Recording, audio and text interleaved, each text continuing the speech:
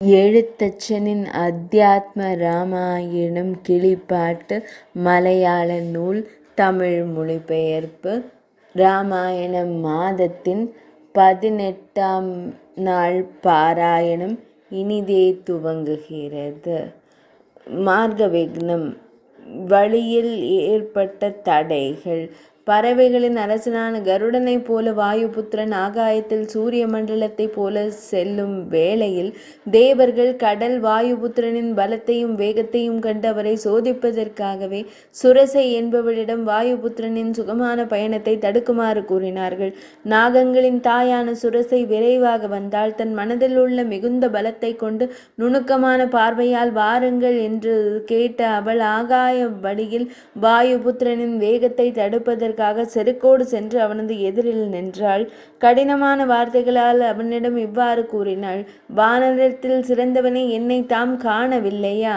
சுரசையின் கூற்று: இவ்வழியே வழிகாட்டலன்றி தடையின்றி செல்பவர்களை உட்கொள்வதற்காகவே இறைவன் என்னை நியமித்துள்ளார். வீரனே, இன்று எனக்கு விதியால் அளிக்கப்பட்ட உணவு இதுவே என்பதில் ஐயமில்லை. எனது கடுமையான பசியை குறித்து நீ சிந்தித்து காண்பாய். தாமதிக்காமல் விரைவாக என் வாய்க்குள் பிரவேசிப்பாயாக. வேறெதையும் சிந்தித்து நேரத்தை வீணடிக்காதே. ஹனுமனின் பதில். சுரசையின் இக்கடுமையான வார்த்தைகளை செவிமடுத்த வாயுபுத்திரன் ஹனுமன் சற்றும் அஞ்சாமல் நயமாக கூறினார்: அகில உலகங்களுக்கும் அதிபதியான ஸ்ரீ ராமபிரானின் கட்டளையை ஏற்று நான் தேவி சீதையை தேடி விரைவாக சென்று கொண்டிருக்கிறேன். அரக்கர் நகரத்தில் லங்கையில் அவளை கண்டு விரைவாக திரும்பி வருவேன். ஜனக மன்னனின் புதல்வியை குறித்த முழு செய்தியையும் விரைந்து சென்று ரகுபதி ராகவரிடம் ராமபிரானிடம் அறிவித்த பின்னர் கலக்கமின்றி மிகுந்த விருப்பத்தோடு உன் வாய்க்குள் வந்து புகுவேன். ஆகையால் தேவியே, தமது உள்ளத்தில் இதற்கு அனுமதி அளித்த எனக்கு உடனடியாக பலி விடுவீராக. தமக்கு என் வணக்கங்கள். சுரசை மற்றும் அனுமனின் உருவப் போட்டி. அதன் பின் வானர திலகனிடம் அனுமனிடம் அவள் கூறினாள்: என்னால் பசியையும் தாகத்தையும் சற்றும் பொறுத்து கொள்ள இயலாது. அதற்கு மாருதியான அனுமன் கூறினார்: உன் மனதில் இதுவே உறுதியெனில் உடனே உனது வாயை பிளப்பாயாக என்றார். உடனே அனுமன் ஒரு யோஜனை அளவிற்கு தனது உடலை மிக பெரியதாக உயர்த்தி நின்றார். அதனை கண்ட சுரசை சற்றும் கலங்காமல் தனது வாயை 5 யோஜனை அகலத்திற்கு வியக்கத்தக்க வகையில் திறந்தாள். அதனை கண்ட வாயுபுத்திரன் நொடி பொழுதில் 10 யோஜனை அளவிற்கு தன் உடலை விரிவுபடுத்தினார். தன் மன விருப்பப்படி சுரசையும் அப்போது 20 யோஜனை அகலமுடையவளானால் முக குகை மிகவும் விரிந்தது என்று கருதிய ஹனுமன் மாருதி 30 யோஜனை அகலமுடைய வடிவம் எடுத்தார். அலைகளற்ற தன் தூய உடலால் யாருக்கும் வெள்ளற்கரிய அவள் 40 யோஜனை அளவு தன் வாயை பிளந்தாள். அந்த சமயத்தில் வாயுவின் புத்திரன் மிகச் சிறிய திருமேனி கொண்டவனாய் பெருவீரர் அளவிற்கு தன் உடலை குறுக்கி கொண்டார். அதன் பின்னர் மிகவும் இலகுவான அவள் வாயினுள் புகுந்து அங்கிருந்து உடனே வெளியேறி சென்றார். கேட்பாயாக சுமுக்கியே, சுரசாதேவியே, சுரசே, சுத்தமானவளே, சுபமானவளே, நாகங்களின் தாயே, தமக்கு எனது வணக்கங்கள். இங்கு தமது பாதகமலங்களையே நான் சரணடைந்தேன். சாந்த குணமுடையவளே, சரணடைந்தேன். தமக்கு நமஸ்காரம் நமஸ்காரம். மனம் நிறைந்த இந்த அன்பான சொற்களை செவிமடுத்த மாத்திரத்தில் புன்னகையுடனே சுரசையும் அவனிடம் கூறினாள்: வருக, தமது காரியம் வெற்றி எளிதில் நிறைவேறட்டும். தாம் சென்ற அனைத்து செய்திகளையும் அறிந்து மகிழ்ச்சியோடு அரக்கர் கூட்டங்கள் அனைத்தையும் கோபத்துடன் அளிப்பீராக. தம்முடைய பலம், அறிவு, வேகம் ஆகியவற்றின் சிறப்பை அறிவதற்காகவே தேவர்களால் நான் இங்கு அனுப்பப்பட்டேன். தன் வரலாற்றை அவனிடம் கூறிவிட்டு சுரசையும் தேவலோகத்திற்கு சென்றாள். வாயுவின் புத்திரனான ஹனுமன் ஆகாய வழியில் கருடனுக்கு நிகராக தாண்டி சமுத்திரத்தின் மீதே செல்லும் வேளையில் சமுத்திரராஜன் மைனாக மலையிடம் கூறினார்: நீ சென்று அந்த வானர சிறந்தவனை உபசரிப்பாயாக. மைனாக பர்வதத்தின் உதவி. சகர மன்னன் தன் மகன்களைப் போல் என்னை வளர்த்ததால் அனைவரும் என்னை சாகரன், கடல் என்று அழைக்கிறார்கள். ராமபிரானின் காரியத்திற்காக செல்லும் உனக்கு வழியில் எவ்வித வீழ்ச்சியும் இடையூறும் வரலாகாது. அதனால் நீ என்மேல் சிறிது நேரம் ஓய்வெடுத்து உனது சோர்வை போக்கிக் கொள்வாயாக. மைனாகன் அனுமனிடம் கூறுதல். மணி மற்றும் தங்கமயமான மைனாக மலை மனித உருவம் எடுத்து வந்து அனுமனிடம் கூறியது: இமவானின் மகனாகிய என்னை காண்பாயாக. கபிவீரனே, நீ என் மீது அமர்ந்து உனது களைப்பை போக்கிக் கொள்வாய். கடலரசனின் விருப்பத்திற்கு இணங்க நான் வந்துள்ளேன். உனது பசியையும் தாகத்தையும் போக்கிச் செல்வாயாக. அமிர்தத்திற்கு நிகரான இனிய நீரையும் இனிமையான சுவையான பழங்களையும் உட்கொண்டு மகிழ்வாயாக. ஹனுமனின் பணிவான மறுப்பு மற்றும் பயணம் தொடர்தல். அதற்கு அனுமன் கூறினார், காலந்தாழ்த்தாமல் ராமபிரானின் காரியத்தை விரைவில் செய்து முடிக்கச் செல்ல வேண்டும். நான் வழியில் எங்கும் ஓய்வெடுக்க மாட்டேன். செல்லும் வழியில் ஓய்வெடுப்பதும் சுகமாக உறங்குவதும் எனக்கு தகுதியல்ல. ரகுகுல திலகமாகிய ராமபிரானின் காரியத்தை அன்போடு நிறைவேற்றுவதை தவிர வேறு எதுவும் எனக்கு முக்கியமல்ல. எனவே தயவு செய்து என்னை மன்னிக்கவும். நான் விரைவாக செல்கிறேன். உங்களின் இந்த அன்பான உபசரிப்பை நான் மனதார ஏற்றுக்கொள்கிறேன். பயணம் தொடர்வதும் சாயா கிரகிணியும். இவ்வாறு கூறிய வாயுபுத்திரன் அனுமன் தன் கரங்களால் மைனாக மலையை அன்புடன் தடவி கொடுத்துவிட்டு விண்வெளியில் மிக அதிவேகமாக லங்கையை நோக்கி பறந்தார். மீண்டும் பறந்தார். அப்போது கடலின் மிக ஆழமான பகுதியில் வசித்து வந்த சாயா கிரகிணி நிழலை பிடிக்கும் அரக்கி சிம்ஹிகை தோன்றினாள். கடலின் மீது விரைவாக பறந்து செல்பவரின் நிழலை பிடித்து நிறுத்துபவளான சிம்ஹிகை ஒருத்தி என்னுடைய வழியை தடுத்தது யாரென்று எண்ணி அனுமன் கீழே இறங்கி கண்டார். மிகவும் பயங்கரமான உடல் கொண்ட அந்த சிம்ஹிகையை கண்டு தனது வஜ்ராயுதம் போன்ற முஷ்டியால் அடித்து கொன்றார். நிழலை பிடித்து நிறுத்தி கொன்று தின்னும் தாழ்ந்த குணமுடைய சிம்ஹிகையை கொன்ற பின்னர் ராவணனின் நகரமான இலங்கைக்கு விரைவாக செல்வதற்காக தெற்கு திசையை நோக்கி பாய்ந்தார். மேற்கு மலை உச்சியில் சூரியன் மறையும் நேரத்தில் அழகிய இலங்கை நகரத்தின் கோபுர வாயிலில் முன்னே வானர தலைவன் அனுமன் சென்று இறங்கினார். ராவணனின் நகரம் மிகவும் தூய்மையானதாகவும் பரந்த நிலப்பரப்பை கொண்டதாகவும் தெற்கு சமுத்திரத்தின் நடுவே மிகவும் அழகாகவும் விளங்கியது. பலவிதமான பழங்கள் மலர்கள் நிறைந்த மரங்கள், கொடி வீடுகள், பறவைகள், விலங்குகள் நிறைந்த அழகான சோலைகள் அங்கே இருந்தன. இரத்தினங்களாலும் தங்கத்தாலுமான தேவலோகம் போன்று சமுத்திரத்தின் நடுவில் உள்ள திரிகூட மலையின் உச்சியில் அந்த நகரம் அமைந்திருந்தது. லக்ஷ்மி தேவியின் அவதாரமான சீதா தேவியை தேடி வந்த அனுமன் ஒப்பற்ற அழகிய இலங்கை நகரத்தை கண்டார். தங்கத்தால் செய்யப்பட்ட மதில்களையும் அகழிகளையும் பலவிதமாக கண்டு இவற்றை கடந்து செல்வது எளிதல்ல என்று மனதிற்குள் கலங்கினார். பல வழிகளில் சிந்தித்து கண்டு இறுதியில் பரம்பொருளான ஸ்ரீ ராமபிரானை மனதார தியானித்து கொண்டிருந்தார். இரவின் இருளில் அசுரர்கள் வாழும் அந்நகரில் சிறிய உருவம் பூனை வடிவம் எடுத்து அசுரர்கள் அறியாமல் உள்ளே நுழைய வேண்டும் என்று எண்ணினார். தன் மனதிற்குள் அசுரகுலத்தின் எதிரியான ஸ்ரீ ராமபிரானை தியானித்து தேவர்களின் எதிரியான ராவணனின் இலங்கை நகரத்திற்குள் நுழைந்தார் ஹனுமன். லங்கா லக்ஷ்மி மோக்ஷம். உடலை சிறிய கொசுவின் அளவிற்கு கொண்டு வாயிலின் வழியே உள்ளே நுழைய தொடங்கிய வேளையில் அசுர வடிவத்தில் இருந்த ஸ்ரீ லங்கா தேவி அங்கு தோன்றி ஆக்ரோஷமாக தடுத்தாள். இங்கே வருவதற்கு என்ன காரணம்? திருடனை போல இருக்கும் உனது எண்ணம் என்ன? தேவர்கள், அசுரர்கள், மனிதர்கள், மிருகங்கள் என யாராக இருந்தாலும் என் அனுமதியின்றி யாரும் உள்ளே நுழைய இயலாது என்று கூறி அவள் சினத்துடன் அனுமனை அடித்தாள். உடனே வானர தலைவனான அனுமனும் கடுமையான கோபத்துடன் தனது இடது திருக்கரத்தினால் முட்டியாக மடக்கி அவளை ஓங்கி அடித்தார். அந்த அடியின் வேகத்தில் அவள் இரத்தம் கக்கி கீழே விழுந்தாள். பின்னர் வானர வீரன் அனுமனின் முன் எழுந்து நின்று அவள் கூறினாள், வீரனே, உன்னுடைய தோல் பலத்தை நான் கண்டுவிட்டேன். படைப்பு கடவுளான பிரம்மதேவர் எனக்கு முன்பே விதித்த நியதி இதுதான். பிரம்மதேவர் என்னிடம் முன்னரே கூறியது இதுவே ஆகும். அனைத்து உலகங்களுக்கும் அதிபதியான சனாதனனான தாமரை இதழ் போன்ற விழிகளை கொண்ட சாக்ஷாத் பகவான் ஸ்ரீ மகாவிஷ்ணு மூர்த்தியான நாராயணன் பூலோகத்தில் அவதரிக்கும் போது எனது பிரார்த்தனையின் பலனாக தசரத மகாராஜனின் புத்திரனாக திரேதா யுகத்தில் தர்மத்தை காப்பதற்காக ஜனகனின் திருமகளாகவும் அவனது மாயையாகவும் அவதரித்த பங்கஜமுகியான தேவி சீதையின் அழிவிற்காக தாமரை கண்ணனான ராமபிரான் வனத்தில் தவம் செய்ய தன் சகோதரனுடனும் மனைவியுடனும் வாழும் வேளையில் ராவணன் வந்து அவளை கவர்ந்து சென்று தெற்கு சமுத்திரத்தின் நடுவே இருக்கும் இலங்கையில் சிறை வைக்கும்போது உடனே ரகுவரனுடன் ராமபிரானுடன் உனக்கும் நட்பும் அமைப்பு உண்டாகும். பின்னர் சுக்ரீவனின் ஆணைப்படியே எல்லா திசைகளிலும் வானரங்கள் சீதையை தேடச் செல்லும் போது ஒருவன் உன்னிடம் வருவான். அவனுடன் நீ விவாதம் செய்து சண்டை தொடரும் வேளையில் நீ சற்றே பயந்தவள் போல் நடிப்பாய் என நிச்சயம்.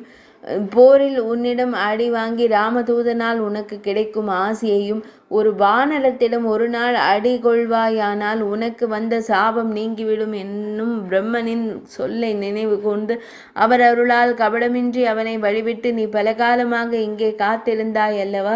ரகுபதியுடன் இனி நீ ஒரு நொடியும் தாமதிக்காமல் செல்வாயாக. உன்னால் இலங்கை இனி வெல்லப்பட்டதாயிற்று. அனைத்து அசுரர்களின் குலபதியான ராவணனின் மரணமும் மிகவும் அருகில் நெருங்கிவிட்டது.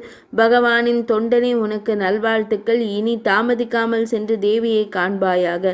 திரிசர குல பகைவனான ராவணனின் அந்த புறத்தின் அருகில் திவ்ய லீலைகள் நிறைந்ததும் மரங்களும் செடிகளும் அடர்ந்ததும் புதிய மலர்கள் பூத்து குலுங்குவதுமான அசோக வனத்தில் சிம்சுபா மரத்தின் அடியில் இறக்கிகளின் நடுவில் தேவி சீதையானவள் தனித்து அமர்ந்திருந்தாள். அங்கு தூய உடலை கொண்ட ஜானகிக்கு எப்போதும் வறுமை அணுகாது. கடலையும் தாண்டி ஆகாய மார்க்கமாக வந்துள்ள அகில உலக நாயகனான ரகோத்தமனின் பாதுகைகள் தம்மை காக்கட்டும், தமக்கு மங்களம் உண்டாகட்டும். உத்தமிகளில் சிறந்தவளே, இவ்வாறு இனிய மென்மையான சொற்களை கூறி வாழ்த்தி தாமரை மலரில் வாழும் லக்ஷ்மி தேவியின் அம்சமான தேவி சீதை அங்கிருந்து மறைந்து விலகி சென்றாள். சீதா தர்ஷனம், சீதையை தேடுதல், தரிசித்தல். கடலின் நடுவே விளங்கும் திரிகூட மலையின் மீது வாயுமைந்தன் ஹனுமன் குதித்து இறங்கிய போது ஜனக மன்னனின் மகளான சீதைக்கும் ராவணனுக்கும் உடனே இடது புறம் பக்கம் துடித்தது. ஜனகனின் மகளுக்கு நல்வரவளிக்கும் விதமாக வலது புறம் துடித்தது. ஆண்களுக்கு வலது, பெண்களுக்கு இடது துடிப்பது சுபம். எதிரிகளுக்கு அது அசுபம் என்பதால் சுகமும் துக்கமும் வரும் என்பதை அது குறித்தது. அதன் பின்னர் வானர தலைவனான ஹனுமன் இரவில் மிகச்சிறிய சூட்சும வடிவம் எடுத்து லங்கைக்குள் நுழைந்தான். சூரியனின் ஒளி போன்ற பிரகாசம் கொண்ட அந்த லங்கா நகரம் முழுவதையும் ஓரிடத்தையும் விடாமல் தேடினான்.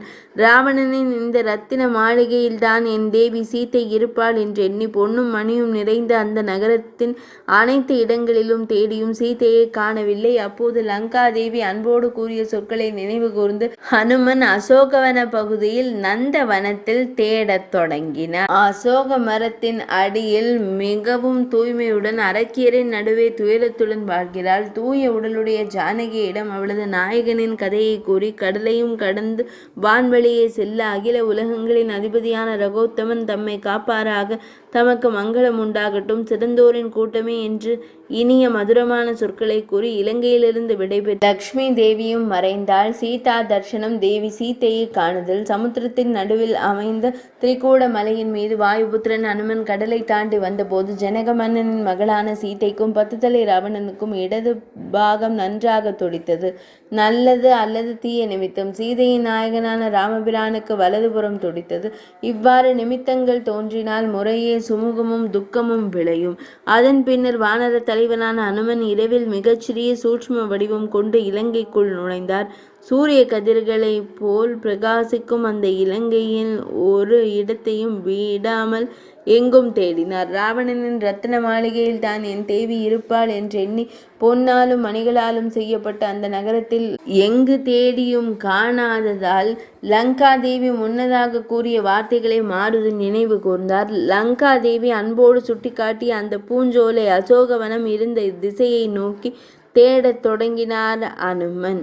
பூங்காக்களும் அழகிய குளம் தடாகங்களும் உயர்ந்த மாளிகைகளும் கோபுரங்களும் உற்றார் உறவினர்கள் அமைச்சர்கள் படைத்தலைவர்களின் மாளிகைகளும் பொன்னால் ஆன கொடிமரங்களும் கொடிகளும் ராவணனின் மணிகளால் அலங்கரிக்கப்பட்ட மாளிகையின் அழகை கண்டு வியந்தும் திக்பாலகர்களின் இருப்பிடங்களை கண்டும் ரத்தினங்களால் கட்டப்பட்ட சுவர்களை உடைய மாளிகைகளை எல்லாம் மேலும் மேலும் விரிவாக உற்று கண்டவார் மலர்களின் நறுமணம் வீசும் காற்றில் மறைந்து சென்று தென்றல் காற்று வழிகாட்ட அதை பின்பற்றி சென்று மிகவும் உயர்ந்த மரங்கள் நிறைந்த சோலையையும் அதில் மிகவும் உயரமான அசோக மரத்தையும் அதன் அடியில் அமர்ந்திருக்கும் உலக நாயகியையும் அன்னை சீதா தேவியையும் வாயுபுத்திரனான அனுமன் கண்டுகொண்டார். மாசடைந்த கூந்தலும் ஆடையுடன் தீன நிலையிலும் மெலிந்த உடலுடன் இருக்கும் மைத்திலியை தேவி சீதையை துயரத்துடன் தரையில் அமர்ந்து எப்போதும் தன் இதயத்தில் கணவனையே எண்ணி அசைவற்ற விழிகளிலிருந்து இடைவிடாது வெளிநீர் சொரிய ஸ்ரீராமநாமத்தை ராம ராம என்று தொடர்ந்து ஜபித்து கொண்டிருப்பதையும் அரக்கைகளின் நடுவே வீற்றிருக்கும் சாஸ்வதமான ஈஸ்வரியை ஜெகதீஸ்வரியை கண்டு வாயுபுத்திரனான அனுமன் தனது அசோக மரத்தின் அடர்ந்த இலைகளுக்குள் மறைந்து நின்று ஆச்சரியமும் வியப்பும் எய்தினான். சூரியகுலத்த தலைவனும் புருஷோத்தமனுமாகிய பகவான் ஸ்ரீ ராமபிரானின் தேவியான தேவி சீதையை கண்ட குரங்குகளில் சிறந்தவனான ஹனுமன், லக்ஷ்மி தேவியும் உலக நாயகியுமான தேவி சீதையின் உடலை கண்டேன். நான் பிறவி பயன் அடைந்தேன், நான் தன்யனானேன் என்று நெகிழ்ந்து கூறினார். பூங்காக்களும் அசோகவனமும் நந்தவனங்களும் தெளிந்த நீர் நிறைந்த தடாகங்களும் உயர்ந்த மாளிகைகளும் கோபுரங்களும் அடங்கிய பகுதி அது. ராவணனின் சகோதரர்கள், மகன்கள், அமைச்சர்கள் மற்றும் படை தலைவர்களின் இல்லங்களும் தங்கத்தால் ஆன பெரிய கொடிமரங்களும் அங்கு பிரகாசித்து கொண்டிருந்தன. 10 தலைகளை கொண்ட ராவணனது அரண்மனையின் அழகிற்கு முன்னால் திசை காவலர்களின் திக்பாலகர்களின் மாளிகைகள் கூட மங்கி தோற்றமளித்தன. சீதா தேவியை கண்டறிதல். பொன்னாலும் மணிகளாலும் அலங்கரிக்கப்பட்ட மாளிகைகளில் எங்கும் சீதா தேவியை காணாததால் அனுமன் மீண்டும் சுற்றிலும் தேடத் தொடங்கினார். மலர்களின் நறுமணத்தோடு வீசிய வாயுதேவன் காற்று அனுமனை மறைமுகமாக அசோகவனத்தை நோக்கி அழைத்துச் சென்றான். அங்கு அடர்ந்த மரங்கள் நிறைந்த பூங்காவையும் அதில் மிகவும் உயர்ந்து நின்ற சிம்சுபா இருவாட்சி ஈட்டி மரத்தையும் அதன் அடியில் வீற்றிருந்த உலக நாயகியான அன்னை சீதா தேவியையும் வாயுதேவன் அனுமனுக்கு காட்டிக் கொடுத்தார். அழுக்கடைந்த கூந்தலுடனும் ஆடைகளுடனும் துயரத்துடன் மெலிந்த சரீரத்துடனும் மைத்திரியான தேவி சீத்தை தரையில் அமர்ந்திருந்தாள். எப்போதும் தன் கணவனான தன் நாயகரான பகவான் ஸ்ரீ ராமபிரானை மட்டுமே மனதால் எண்ணி எண்ணி விழிகளிலிருந்து இடைவிடாது விழிநீர் பெருகி வழிந்தது. ராமராம என்ற அவருடைய திருநாமத்தையே எப்போதும் ஜபித்து கொண்டிருந்தாள். அசுர பெண்களின் நடுவே வீற்றிருந்த அந்த அகில உலக ஈஸ்வரியும் நித்திய சுரூபினியுமான மாருதி அனுமனை கண்டார். அனுமனின் பரவஸ். அடர்ந்த இலைகள் நிறைந்த அந்த பெரிய மரத்தின் உச்சியில் மறைந்திருந்த அனுமன் ஆச்சரியமும் வியப்பும் அடைந்தார். சூரிய குல திலகமாகிய ரகுநாயகனின் தேவியான சீதா தேவியை கண்ட ஹனுமன், லக்ஷ்மி தேவியின் அவதாரமான உலக நாயகியை கண்டுவிட்டேன், நான் தன்யனானேன், நான் பாக்கியவானானேன், எனது பிறவி பயனை அடைந்து விட்டேன் என்று மனதினுள் ஆனந்த பரவசம் அடைந்தார் ஹனுமன். ராவணனின் புறப்பாடு. இவற்றில் பலவற்றை தன் மனதிற்குள் எண்ணி கண்டு வானரர் சிறந்தவனாகிய ஹனுமன் சிறிது நேரம் காத்திருந்தார். அப்போது வேறு திசையில் அசுரகுல தலைவனின் மாளிகையிலிருந்து உடனே சில கோஷ சப்தங்கள் கேட்கத் தொடங்கின. இது என்ன, இது என்ன என்று சட்டென்று தளிர்கள் நிறைந்த மரக்கூட்டத்திற்குள் மறைந்து மறுவினார் ஹனுமன். தேவர் கூட்டங்களின் எதிரியான தசமுகன் ராவணன் வருவதைக் கண்டு ஆச்சரியத்தோடு கண்டார். வானரத்தில் சிறந்தவன் அசுர சுர ராட்சச பெண்களின் கூட்டமும் அற்புதம் நிறைந்த சிங்கார வேஷமும் கண்டார். தசாவதனன் ராவணன் எப்போதும் தன் மனதிற்குள் நினைத்து கொண்டிருக்கிறான், என் உடலின் அழிவை செய்யும் தேவேஸ்வரன், அனைத்து உலகங்களின் அதிபதியும் சனாதனனும் சதாசிவனும் சமர்த்தனும் ஆகிய சாக்ஷாத் முகுந்தனை பகவான் ஸ்ரீ மகாவிஷ்ணுவை நான் நேருக்கு நேர் கண்டு அவருடைய கூர்மையான அம்புகளால் பிளக்கப்பட்ட உடலோடு கேவலம் நிர்மலமான பகவானின் பாத கமலங்களில் மறுபிறவியற்ற முக்தி ஆனந்தம் நிறைந்த வைகுந்த ராஜ்யத்தை என்றைக்கு பெறுவேன். அதற்காக தான் இதுவே சரியான நேரம் என்று மனதிற்குள் எண்ணி நான் ஜனகராஜனின் புத்திரியை கைப்பற்றி வந்தேன். அவனால் ஒரு பழி சொல்லோடும் தப்பி வரவில்லை. இப்போது நமக்கு அழிவு காலம் வந்துவிட்டது. என் தலையில் பிரம்மதேவனால் எழுதப்பட்ட மரண காலம் மிகவும் அருகில் உள்ளது. சிந்தித்து கண்டால் எதுவும் நிலையானதல்ல. சஞ்சலம். பிரம்மனாலோ அல்லது மற்றவர்களாலோ இதன் ரகசியத்தை அறிய இயலாது. காலத்தின் வடிவாக விளங்குபவன் ஈஸ்வரனை தான். எப்பொழுதும் ரகுநாதனை ராமனை தன் மனதில் எண்ணி தன் ஆன்மாவால் சிந்தித்து கொண்டிருக்கையில் வானர கூட்டம் விரைவாக அங்கு வருவதற்கு முன்பே இரவில் ராவணன் தசானனன் ஒரு கனவு கண்டான். ரகுவம்சத்தில் பிறந்தவனின் கட்டளையால் இன்று இரவே வருவான். சிறிய வடிவம் கொண்ட குரங்கு காமரூபியாகிய விருப்பப்படியே வடிவம் எடுப்பவன் அவன். கூடாரத்தை போன்ற சிறிய நுண் உணர்வுடன் சூக்ஷ்ம சரீரத்துடன் அழகிய நகரத்தின் மதில் மேல் அசையாமல் வந்து அமர்வான்.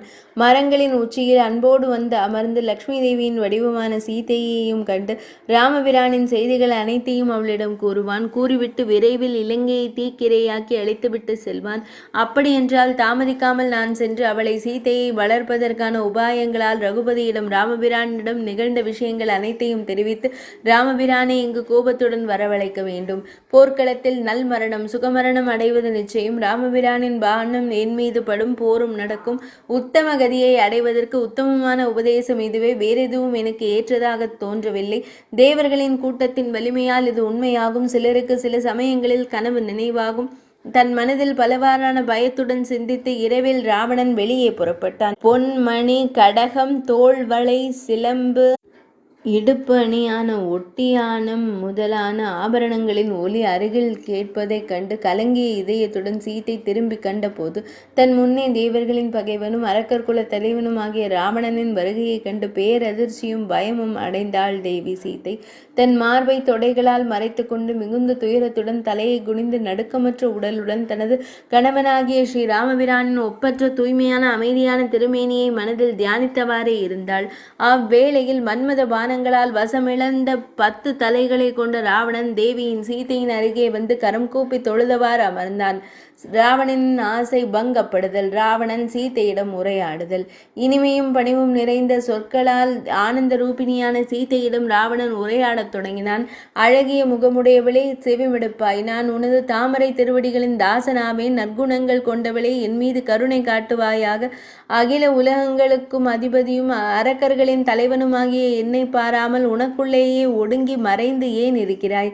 மிகுந்த ஆர்வத்துடனும் விருப்பத்துடனும் என்னை ஒரு முறை நிமிர்ந்து காண்பாய். என் மனம் முழுவதும் உன்னிடமே நிலைத்திருக்கிறது என்பதனை உணர்ந்து கொள்வாய். உன்னுடைய கணவனான அந்த தசரத மைந்தன் ராமன், அவனை கண்டால் எப்போதாவது சிலரால் மட்டுமே காண இயலும். எவ்வளவு காலம் அனைத்து திசைகளிலும் தேடினாலும் பேரதிர்ஷ்டம் படைத்தவர்களாலும் அவனை காண்பது மிகவும் அரிது. அழகிய முகமுடையவளே, சுந்தரியே, அந்த தசரத மைந்தனால் உனக்கு எந்த பயனும் இல்லை என்பதை புரிந்து கொள்வாய். ஒருபோதும் அவனுக்கு எதிலுமே ஆசை இல்லை. சிந்தித்து கண்டால் அவனுடன் எந்த நற்குணமும் இல்லை. பெண்ணே, அழகிய புருவங்களை உடையவளே, அவனை இடைவிடாது தழுவினாலும் நீண்ட காலம் அவன் அருகில் வசித்தாலும் உனது குணங்களின் சிறப்பை அவன் ரசித்து அனுபவிப்பதும் இல்லை. உன்னிடம் அவனுக்கு விருப்பமும் இல்லை. பெண்ணே, இனி அவனுக்கு வேறு வழியும் புகலிடமும் இல்லை. பலமற்றவனான அவன் இங்கு வரப்போவதும் இல்லை.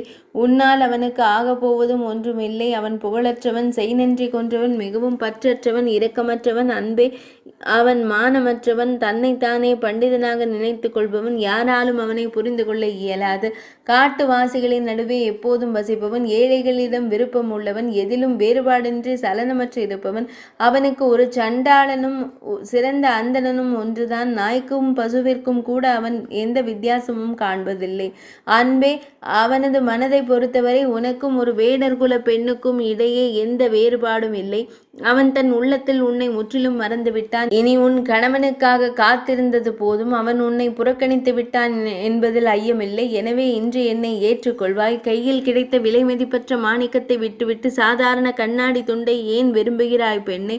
தேவர், அசுரர், நாகர், அப்சர பெண்கள், கந்தர்வ பெண்கள் கூட்டமே என்னை சேவிக்கின்றனர். மூட பெண்ணே, நீ மிகுந்த மரியாதையுடனும் விருப்பத்துடனும் எனது அரண்மனையின் முதன்மை அரசியாக வாழ்வாயாக.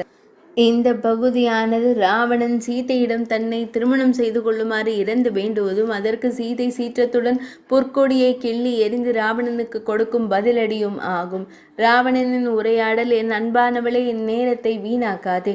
நீ எப்போதும் என் மனைவியாக வாழ்வாயாக. இங்குள்ள அழகுமிக்க தேவ பெண்கள் உனக்கு ஏவல் செய்வார்கள்.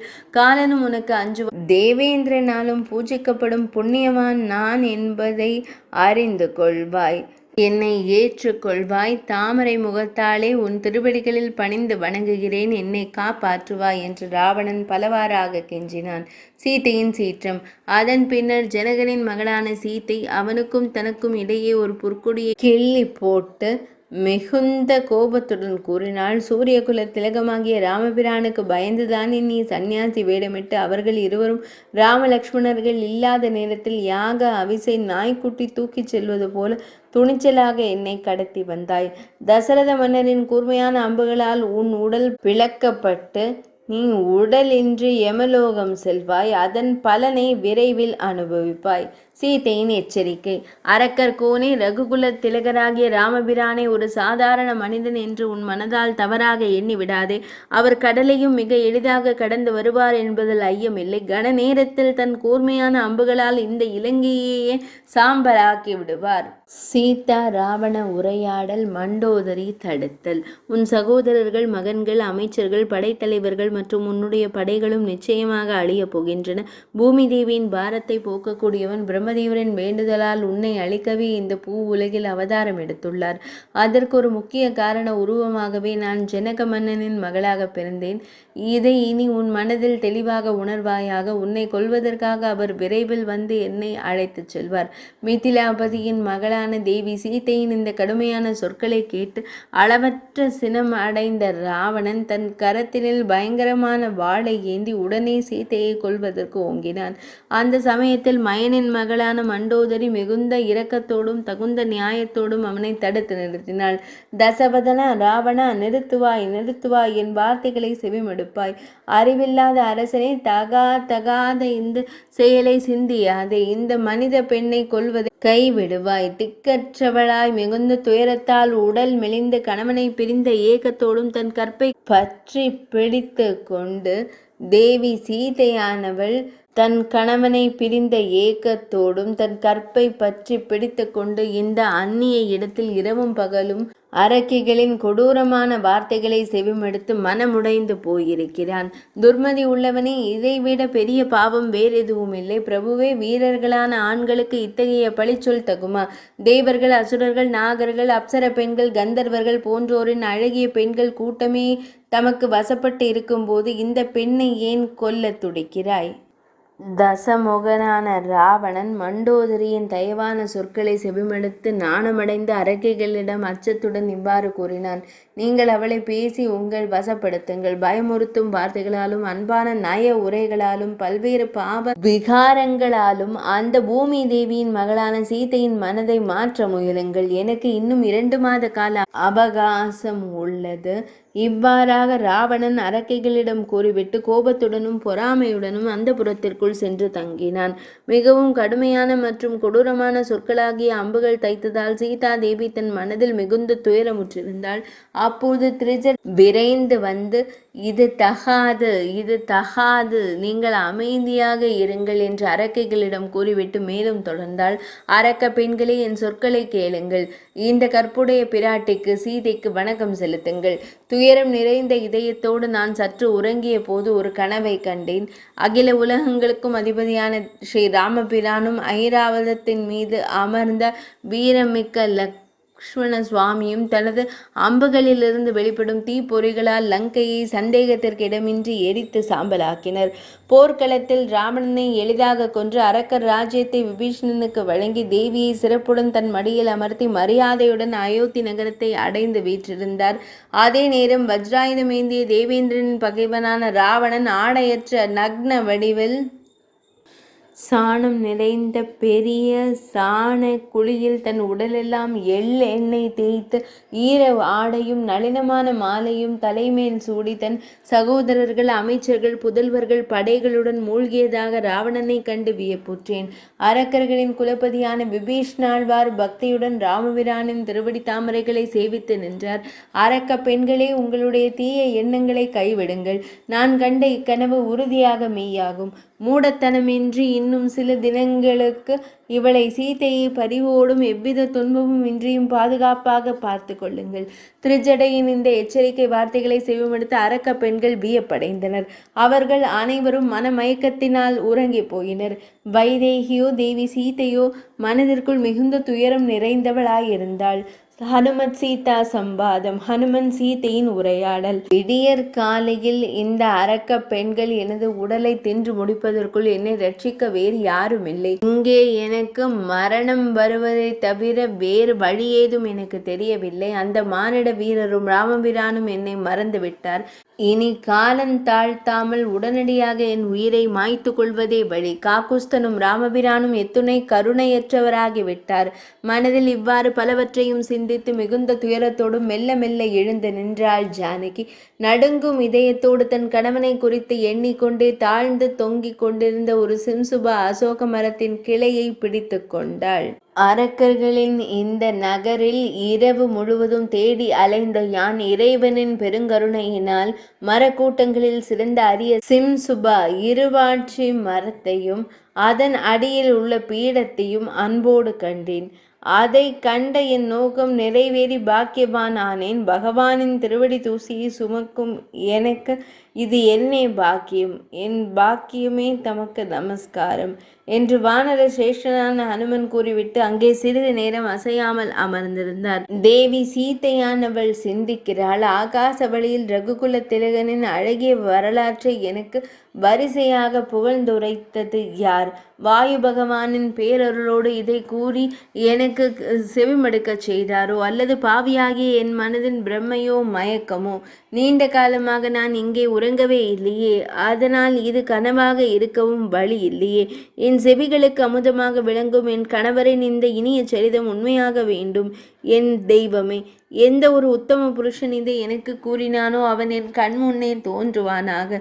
ஜனகமன்னன் புதல்வியாகிய தேவி சீதையின் வார்த்தைகளை செவிமடுத்து வாயுபுத்திரனான அனுமன் மிகுந்த மகிழ்ச்சி அடைந்து மெல்ல மெல்ல கீழே இறங்கினார். பணிவோடு பூமி தேவியின் புதல்வியான தேவி சீதையின் தாமரை திருவடிகளின் அருகில் பணிந்து பக்தியோடு வணங்குவதற்காக கரம் கூப்பி தொழுது சிறிய குரங்கின் உடலை தாங்கி சிறிது தொலைவில் விரைந்து நின்றாள்.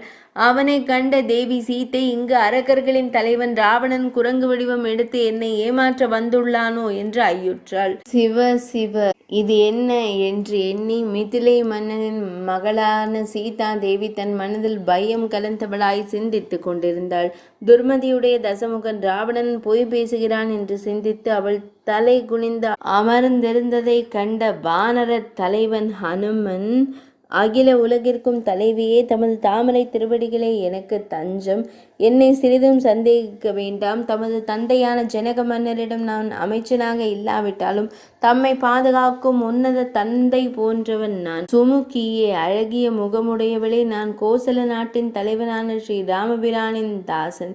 வானர குலத்தின் திலகமும் சூரியனின் புதல்வனும் ஆகிய சுக்ரீவனின் ஏவலால் வாயு தேவர் வாயு பகவானின் மைந்தன். அம்மா, செயல், சொல், மனம் ஆகிய எதனினாலும் நான் ஒருபோதும் யாருக்கும் வஞ்சனை செய்ய அறியாதவன். வாயுமைந்தனின் மிக இனிமையான இந்த வார்த்தைகளை செவிமடுத்தவுடன் பரமலட்சுமியான தேவி சீதை மிகுந்த மரியாதையுடன் வினவினாள். தெளிவாகவும் நயம்படவும் உரையாடும் தம்மை போன்றவர்களிடம் இதனை செவிமடுக்க விரும்புகிறேன். கருணையுடன் கூறுவாய், மனிதர்களுக்கும் வானரங்களுக்கும் இடையே நட்பு எவ்வாறு சாத்தியமாயிற்று? கருணை கடலே, வானர சேஷனே, இந்த அடர்ந்த வனத்தில் நீங்கள் சந்திக்க காரணம் என்ன? ஸ்ரீ ராமபிரானின் திருவுள்ள தம்மீது அளவற்ற அன்பிருக்கிறது என்று தாம் என்னிடம் கூறியதன் காரணத்தையும் விளக்குவாயாக. அழகிய முகமுடையவளே, அகில உலகிற்கும் நாதனான ஸ்ரீ ராமபிரானின் முழு வரலாற்றை செவிமடுப்பாயாக. அன்பான பெண்ணே, இது முற்றிலும் உண்மை. நீ கணவனின் சொல்லை ஏற்று அவருடன் காடுகளிலும் ஆசிரமங்களிலும் தங்கியிருந்தாய். ஒரு நாள் நீ ஒரு பொன் மானை கண்டு விரும்பிய போது அந்த மானின் பின்னே ரகுபதியான பகவான் ஸ்ரீ ராமபிரான் தொடர்ந்து சென்றார். கூர்மையான அம்புகளையும் வில்லையும் ஏந்தி கொண்டு சென்று இணைந்தவனான மாரீச்சனை கொன்றான் ராகவன். உடனே திரும்பி வந்து கண்டபோது ஜானகியை காணாத அந்த சம்பவத்தை விவரிக்க இயலுமா? உடனே காடு முழுவதும் அங்குமிங்கும் தேடி அலைந்து சிறிது அழுது திகைத்து தெரிந்தவாறு அடர்ந்த கானகத்தில் பறவைகளின் தலைவனும் கருடனுக்கு சமமானவனுமான ஜடாயு அடிபட்டு படுத்து கிடப்பதை கண்டான். அவனுக்கு தன் கதையை எல்லாம் விளக்கி கூறிய உடனே அந்த பறவைகளின் அரசனுக்கு முக்தி அளித்தான். மீண்டும் காட்டிற்கு தன் இளவலுடன் விரைவாக சென்று தேடி கவந்தனுக்கு நற்கதி அளித்தார். சபரி வசிக்கும் முனிவரின் ஆசிரமத்திற்கு உடனே சென்று சாந்த சுபாவம் கொண்ட சபரியின் முக்திக்கு சாட்சியாக இருந்தார். அதன் பின்னர் சபரியின் தூய மொழிகளை கேட்டு தங்கம் போன்ற மலையான ரிஷியமுக பர்வதத்தின் பக்கத்தில் நடந்து செல்லும் பொழுது சூரியகுமாரனான சுக்ரீவனின் இரு தூதர்களையும் அன்போடு கண்டார். மிகுந்த ஆர்வத்துடன் என்னை அனுப்பி சூரியகுல தெய்வங்களான அவர்களின் அருகே பிரம்மச்சாரி வேடத்தில் உடனே செல்வாயாக என்று சுக்ரீவ மன்னர் பணித்ததால் நான் சென்று அவர்களின் தூய மன எண்ணங்களை அறிந்து கொண்டேன். அந்த தூயவர்களை தோளில் சுமந்து சென்று சூரிய மைந்தனான சுக்ரீவனின் அருகில் கொண்டு சேர்த்தேன்.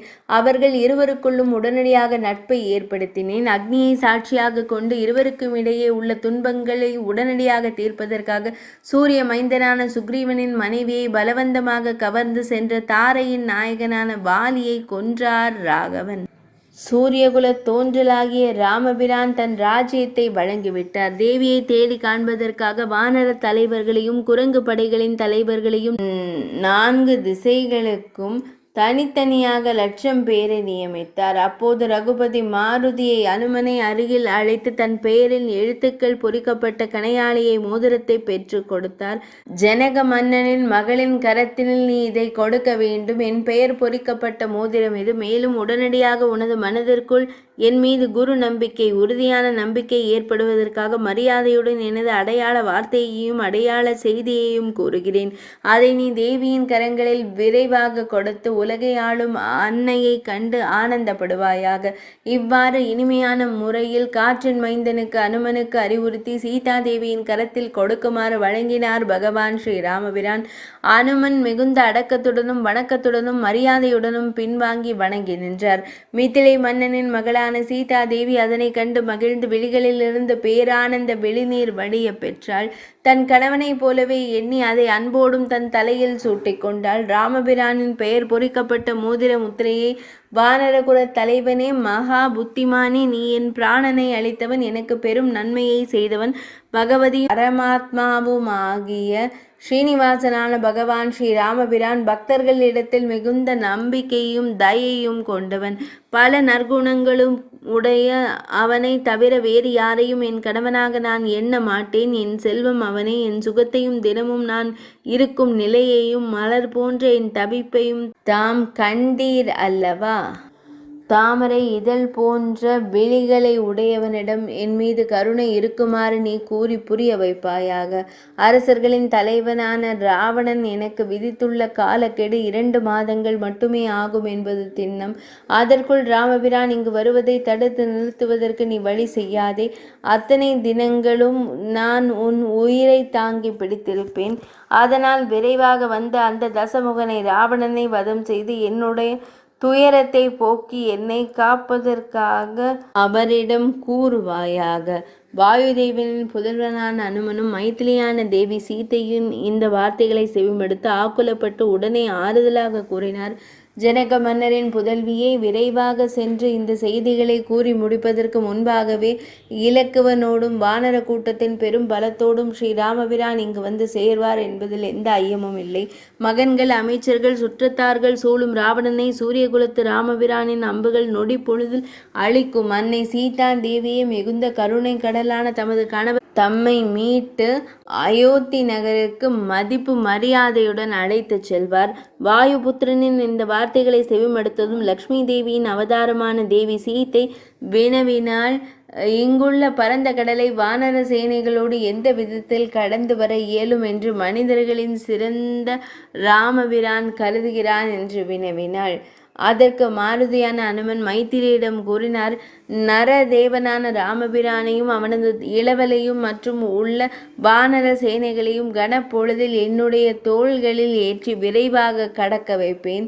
மைத்திலியே, உனது மனதில் வீண் கவலை ஏன்? சீதை மற்றும் அனுமனின் உரையாடல்.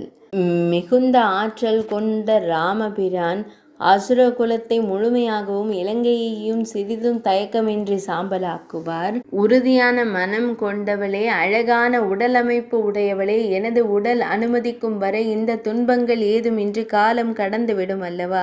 பிரிவால் கலங்கிய மனமுடைய ரகுவரனுக்கு ராமபிரானுக்கு என் மீது விரைவில் நம்பிக்கை உண்டாகும் பொருட்டு மகிழ்ச்சியோடு ஒரு அடையாளத்தையும் அவரிடம் கூற வேண்டிய உன்னிடம் வார்த்தையையும் எனக்கு தந்தருள்வாயாக என்று அனுமன் வேண்டினான்.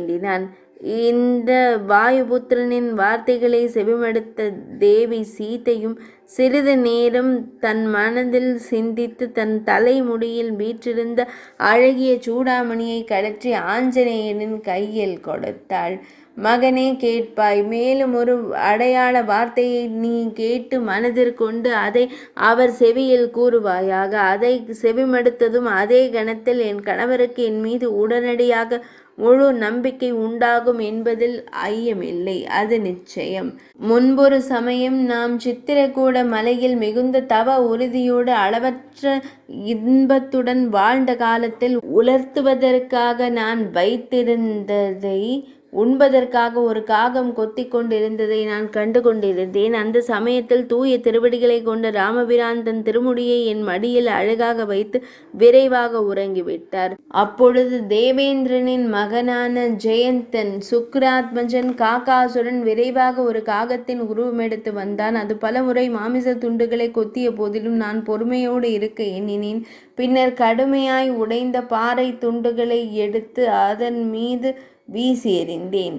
என் உடலில் அரக்கனின் காகாசுரனின் கூர்மையான அலகு பட்டு வாய் பிளந்து கிழிந்தது. அதனால் மிகுந்த கோபமடைந்த பரமபுருஷனான பகவான் ஸ்ரீராமபிரான் உறங்கிக் கொண்டிருந்தவன் எழுந்து காண்பது போல் விழித்து நோக்கினார். அளவற்று குருதி பெருகி வழிவதைக் கண்டு மிகுந்த கோபத்துடன் தன் தர்பை புல்லில் ஒரு துண்டை எடுத்து திவ்ய அஸ்திர மந்திரத்தை ஜபித்து எய்தார். அந்த அஸ்திரமானது அவனை எல்லா திசைகளிலும் பயமுறுத்தும் வகையில் தொடர்ந்து துரத்தி சென்றது. தன் துன்பத்தை தீர்த்து தன் உயிரை காப்பாற்றுவதற்கும் தேவேந்திரன், பிரம்மன், சிவபெருமான் உள்ளிட்ட தேவர்களாலும் மற்றவர்களாலும் முடியாது என்பதை உணர்ந்து உலகங்களுக்கே திலகம் போன்ற ஸ்ரீ ராமபிரானின் திருவடி மலர்களில் பரவசத்துடன் வந்து பணிந்தான். கருணாநிதியே, என்னை காப்பாற்றுங்கள். எனக்கு வேறு புகலிடமோ சரணமோ இங்கு இல்லை, இல்லவே இல்லை. தமக்கு வணக்கம். ஆனந்த மூர்த்தியே, தமக்கு சரணம் நமஸ்காரம் என்றுரைத்து இரக்கத்துடன் அவன் திருவடி மலர்களில் பணிந்து அழுதான். அப்போது தேவேந்திரனின் மகனான் அவனை கண்டு சூரியகுல திலகமான ஸ்ரீ ராமபிரான் புன்னகையுடன் கூறினார். இவ்வாறு இரக்கத்துடன் அன்று என்னை காப்பாற்றியவனிடமிருந்து ஸ்ரீ ராமபிரானிடமிருந்து நான் ஏன் விலகியிருக்க நேர்ந்தது என்பது என்னுடைய தீவினையே. நான் அவருக்கு ஒரு தீங்கும் ஒரு சிறு பிழையும் செய்ததில்லை. சிந்தித்து கண்டால் என்னுடைய பாவமே இதற்கு காரணம் என்று தேவி சீதை கூறிய இதமான வார்த்தைகளை செவிமடுத்து வீரனான வாயுபுத்திரன் அனுமன் கூறினான். தேவியே, நீங்கள் மீண்டும் இங்கு வசிப்பதும் உங்கள் கணவர் இதை அறியாமல் அழைத்து செல்லாமல் இருப்பதும் இனி தம்மால் இந்த அரக்கர்களின் படையும் லங்கையும் குரங்கு படைகளால் நிச்சயமாக சாம்பலாக்கப்படும். வாயுமைந்தனின் அனுமனின் இந்த வார்த்தைகளை செவிமடுத்த வைதேகியான அன்னை சீதையும் மிகுந்த மன மகிழ்ச்சியோடு அவரிடம் உரையாடினாள். இங்கே தாம் மிகவும் சிறிய உடலோடு இருக்கிறீர். மற்ற குரங்கு வீரர்களும் உம்மை போலத்தானே இருப்பார்கள். அனைத்து அரக்கர்களும் பருத்த உடலை கொண்டவர்களாயிற்றே. நீங்கள் அவர்களோடு எவ்வாறு எதிர்த்து போரிடுவீர்கள்? சீதையின் அவ்வார்த்தைகளை செவிமடுத்த உடனேயே வாயுபுத்திரன் கனப்பொழுதில் மலை போன்ற மாபெரும் உருவம் எடுத்து நின்றார். பின்னர் அஞ்சனை மைந்தன் சீதையிடம் கூறினார். இந்த தாமரை மலர் போன்ற தமது பாதங்களின் அருளால் இத்தகைய உருவம் கொண்ட வீரர்கள் 21 வெள்ளம் பெரும் படை எண்ணிக்கை அளவிற்கு போரிற்கு வருவார்கள். ஹனுமனின் வார்த்தைகளை செவிமடுத்ததும் தூய விழிகளை கொண்ட தேவி சீதை கண்டு கூறினாள். தாம் அளப்பரிய பலம் கொண்டவர், அரக்க குலத்திற்கு அந்தகனாக காலனாக விளங்குபவர் தாம் என்பதில் எந்த ஐயமும் இல்லை. இரவு விரைவில் நிறைவடைந்துவிடும். எனவே அரக்க பெண்கள் காண்பதற்கு முன்னதாக கவலையின்றி இக்கடலை இன்றே கடந்து சென்று ராமபிரானை காண்பாயாக.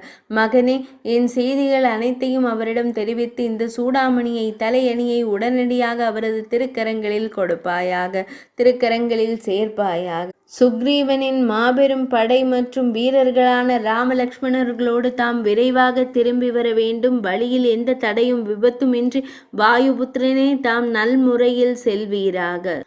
சீதா தேவியிடம் விடை பெறுதல். பணிவும் அன்பும் நிறைந்தவனாய் மிகுந்த மகிழ்ச்சியோடு அந்த வீரன் ஹனுமன் அன்னையின் அருகில் வீழ்ந்து பணிந்து வணங்கினான்.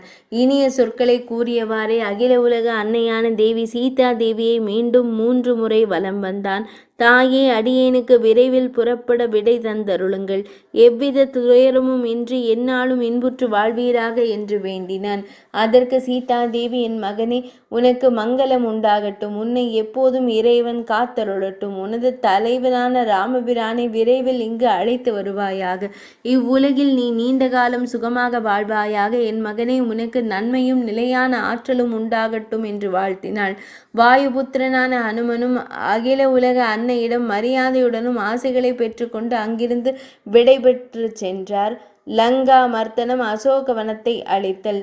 தன் களைப்பை எல்லாம் வென்ற ஹனுமன் ஒரு சிறிய மரத்தின் உச்சியில் அமர்ந்து தன் மனதில் இவ்வாறு சிந்திக்கத் தொடங்கினார். பகைவனின் நகருக்குள் மன்னரின் காரியத்திற்கு வல்லமை மிக்க ஒரு தூதுவனை அனுப்பினால் அவன் தனக்கு கொடுக்கப்பட்ட எஜமானனின் முதன்மை காரியத்தை செவ்வனே செய்து முடிப்பான். அதோடு நிறுத்தாமல் தன் சாதுரியத்தாலும் நீதியினாலும் மற்றொரு காரியத்தையும் செய்து முடிப்பவனே சிறந்த தூதுவன் ஆவான். எனவே நான் அரக்கர்களின் தலைவனான ராவணனை நேரில் கண்டு பேசிவிட்டே செல்ல வேண்டும். அதற்கு அசோகவனத்தை அழிப்பதே சிறந்த வழி என்று உறுதியாக சிந்தித்து அந்த வனத்தை அழிக்கத் தொடங்கினார் ஹனுமன். மிதிலை மன்னன் ஜனகரின் மகளான தேவி சீதை வீற்றிருந்த தூய்மையான அந்த சிம்சுப அசோக மரத்தை தவிர மற்ற அனைத்தையும் அழிக்கத் தொடங்கினார் மாருதி. இந்த பகுதியானது சுந்தரகாண்டத்தின் அனுமன் அசோகவனத்தை அழிக்கும் காட்சியை விவரிக்கிறது. ஹனுமன் மரங்கள் செடி கொடிகளை உடைத்து எரிந்து பேருரி எழுப்புகிறார். விழித்தெழுந்த அரக்கிகள் அஞ்சியவாறு தேவி சீதையிடம் சென்று, இந்த குரங்கு யார், உன்னிடம் என்ன கூறியது என்று வினவுகின்றனர். சீதை, அரக்கர்களின் மாயை குறித்து அரக்கர்களுக்கே தெரியும், எனக்கு இவனை பார்க்க பயமாக இருக்கிறது என்று சாதுரியமாக பதிலளிக்கிறார். உடனே அந்த அரக்கிகள் ராவணனிடம் சென்று அசோகவனத்தை ஒரு குரங்கு அழித்து விட்டதாக முறையிடுகிறார்கள். இந்த அரக்கரின் வார்த்தைகளை செவிமடுத்த ராவணனான தசானனன் கோபமடைந்த அரவத்தை போல மிகுந்த குரோதத்தால் வசமிழந்தான். இரவின் இருளில் இங்கே இவன் எதையும் பேசுகிறான் என்றால் இவன் சாதாரணமானவன் அல்ல என்பது நிச்சயம். ஒற்றர்களே அம்புகளையும் இலக்கைகளையும் மற்ற ஆயுதங்களையும் ஏந்தி கொண்டு 100,000 1,00,000 வீரர்களே நீங்கள் உடனடியாக செல்லுங்கள். அரக்கர் குல தலைவனான ராவணனின் ஆணை பெற்ற வீரர்கள் இரக்கமின்றி தாக்குவதற்கு ஓடி வருவதைக் கண்டு மாருதியான ஹனுமன் மலை உச்சிகளும் நிலமும் அதிரும் வண்ணம் சிம்ம கர்ஜனை செய்தார். அதனை செவிமடுத்து பயமடைந்த அரக்கர்கள் மயங்கி விழுந்தனர். ஆயினும் கலக்கத்துடன் மீண்டும் அவரை பின்தொடர்ந்து நெருங்கினர். கூர்மையான அம்புகளையும் பல்வேறு அஸ்திரங்களையும் அவர்கள் அவர் மீது தொடுத்த போது வானர தலைவனான ஹனுமன் சோர்வின்றி கன நேரத்தில் மேலே எழும்பி தன் இரும்பு போன்ற கரங்களாலும் தடிகளாலும் அவர்களை அடித்து துவம்சம் செய்து தரைமட்டமாக்கினார். பல்லாயிரக்கணக்கான அரக்கர்கள் மாண்டு மடிந்த நிலை கண்டு அரக்கர்களின் தலைவன் ராவணன் மேலும் கொடூரமான கோபமுற்றான். தன் படைகளின் தளபதிகள் அனைவரையும் நோக்கி உடனே செல்லுங்கள் என்று மிகுந்த ஆவேசத்துடன் உத்தரவிட்டான். ஆனால் போர்க்களத்தில் பேரழிவை உண்டு பண்ணும் ஹனுமனை எதிர்த்து போரிட்ட அந்த 5 படை தளபதிகளும் பஞ்ச சேனாதிபதிகள் மரணமடைந்தனர். அதன் பின்னர் ராவணன் மிகுந்த கோபத்துடன் கூறலானான், அவனுடைய பலத்தால் தூதனும் ஜம்புமாலி ஒப்பற்ற பலம் கொண்ட பஞ்ச சேனாதிபதிகளும் பெரும் அவமானத்துடன் இறந்து போயினர். இவனை எனது அருகில் உயிருடன் பிணைத்து கொண்டு வந்து சேர்ப்பதற்காக பெரும் பலமும் அறிவும் கொண்ட அமைச்சரின் புதல்வர்கள் 7வரும் உடனடியாக புறப்படுங்கள். 10 முகங்களை உடைய ராவணனின் இந்த வார்த்தைகளை செவிமடுத்து தண்டம், முற்கரம், வாள், வில் போன்ற மிக கொடூரமான ஆயுதங்களை கரங்களில் ஏந்தி கொண்டு அந்த அரக்கர் தலைவர்கள் பெரும் கோபத்துடன் புறப்பட்டனர். அஞ்சனை மைந்தனான அனுமன் கணந்தோறும் எதிர்த்து நின்ற பலரையும் நொடி பொழுதில் வதம் செய்தார். காற்றின் மைந்தன் அனுமன் இரும்பு உலக்கையை கரத்தில் கொண்டு அந்த 7வரையும் அவர்களது பெரும் சேனையையும் மிக விரைவாக கொன்று குவித்தார். அமைச்சரின் புதல்வர்கள் 7வரும் அவர்களது அளவற்ற படைகளும் தேவலோகம் இறந்து சென்றடைந்த செய்தியினை செவிமடுத்த ராவணன் தன் மனதுள் மிகுந்த துயரத்தையும் பயத்தையும் கவலையையும் நாணத்தையும் அடைந்தான். இனி இவனுடன் போரிட்டு ஜெயிப்பது எளிதல்ல. இதுவரை யாரையும் நான் இப்படி கண்டதில்லை. தேவர்கள் அசுரர்கள் என அனைவரும் எதிர்த்தாலும் யாரும் தப்ப இயலாது. அத்தகைய வீரியம் கொண்டவர்கள் பலரும் ஒரே ஒரு குரங்கிடம் தோற்று மடிந்து விட்டனரே. ஐயகோ, எனது புண்ணியம் எல்லாம் அழிந்து விட்டதே என்று பலவாறாக எண்ணி தளர்ந்து போயிருந்த தனது தந்தையை கண்டு ராவணனின் மகனான அக்ஷகுமாரன் பணிவோடும் மரியாதையோடும் தொழுது பின்வருமாறு கூறினான். அக்ஷகுமாரன் வீழ்ந்தது. வீரர்களுக்கு இது தகுதியானதல்ல. அளவற்ற ஆற்றல், தைரியம், வீரியம் மற்றும் தேஜஸை குறைக்கும் இந்த பேச்சை நிறுத்துங்கள். எதிரிகளின் தலைவனை இக்கணமே இங்கு கொண்டு வருகிறேன் என்று கூறி அழகிய தோற்றமும் மிக்க பலமும் கொண்ட அக்ஷகுமாரன் போருக்கு புறப்பட்டான். அச்சமயத்தில் வானர தலைவனான ஹனுமன் தோரண வாயிலில் மேல் வீற்றிருந்தார். அக்ஷகுமாரன் சரமாரியாக அம்புகளை வீசியபடி தன் அருகில் வருவதை ஹனுமன் கண்டார். அக்ஷகுமாரன் கோபத்துடன் ஆகாயத்தில் நின்றவாறு ஹனுமனின் தலையில் தன் முட்கதையால் உலக்கையால் அடித்தார்.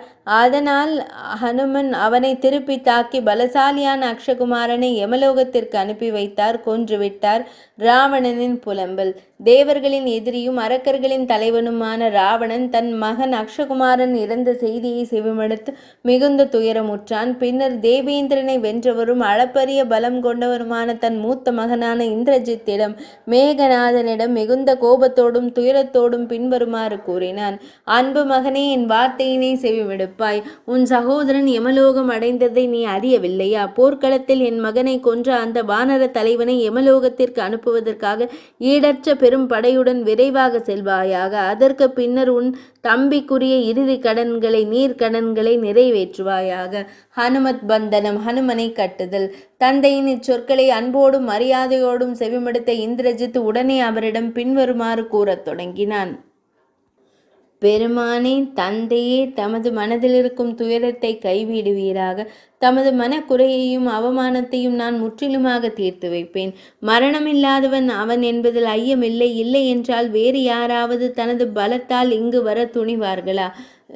அவனுக்கு மரணம் நிகழாது என்று கண்டால் நான் பிரம்மாஸ்திரத்தை எய்து அவனை கட்டி போடுவேன். உலகில் கணக்கில் அடங்கா தேவர்கள், பிரம்மதேவர் போன்றோர் மற்றும் அசுரர்களின் வர பலத்தினால் பலசாலியான அக்ஷயகுமாரனையும் போரில் வென்ற அந்த வானரன் வந்து நம்மை எதிர்ப்பது மிகவும் ஆச்சரியமானது. அதை எண்ணும் போது மிகவும் வெட்கமாக இருக்கிறது. அவனை கொல்ல முடியாது என்றாலும் தாமதிக்காமல் குதித்தோ மறைந்தோ வேறு வழியிலோ எப்பாடுபட்டாவது அவனை தமக்கு முன்னால் கொண்டு வந்து நிறுத்துவேன். அலட்சியத்தால் விளையும் ஆபத்து செல்வத்தை முற்றிலுமாக அழித்துவிடும் என்பது திண்ணம். நான் உயிரோடு இருக்கும் வரை தாம் இங்கு சுகமாக இருப்பீராக. வீணாக துயரம் கொள்ள வேண்டாம். என்னை கருதி அமைதியாக இருப்பீராக. இவ்வாறு தனது தந்தையிடம் நன்மைகளையும் நீதிகளையும் சுட்டிக்காட்டிவிட்டு இந்திரஜித்து தயாராகி புறப்பட்டான். தேர், கவசம், அம்புகள், வில் முதலியவற்றை ஏந்தி கொண்டு ராமதூதனை அனுமனை விரைவாக வெல்வதற்காக சென்றான்.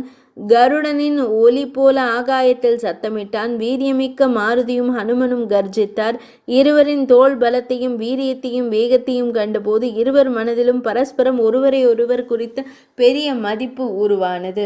இந்திரனை வென்றவனும் சிங்க நிகர் பராக்கிரமம் கொண்டவனுமான இந்திரஜித்து வாயுபுத்திரனான ஹனுமனின் சிரசின் மீது 5 பானங்களை எய்தான். அப்போது அனுமன் உடனே தன் நெஞ்சில் 8 அம்புகளையும் உடலின் பிற பாகங்களின் 6 அம்புகளையும் தாங்கினான். தன் வாளிலும் கூர்மையான அம்புகள் வந்து தைத்த போது பிரபஞ்சமே நடுங்கும் வண்ணம் ஒரு சிங்க கர்ஜனை செய்தான்.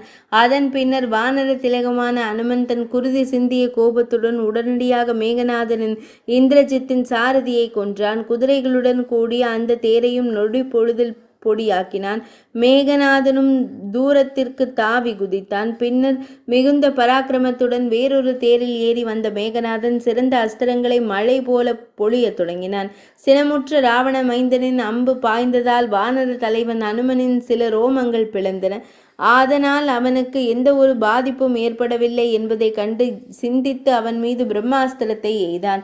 வாயுபுத்திரனான அனுமனும் அப்பிரம்மாஸ்திரத்தை மிகுந்த மரியாதையுடன் ஏற்றுக்கொண்டு ஐயகோ மயங்கியது போல பூமியில் விழுந்தான்.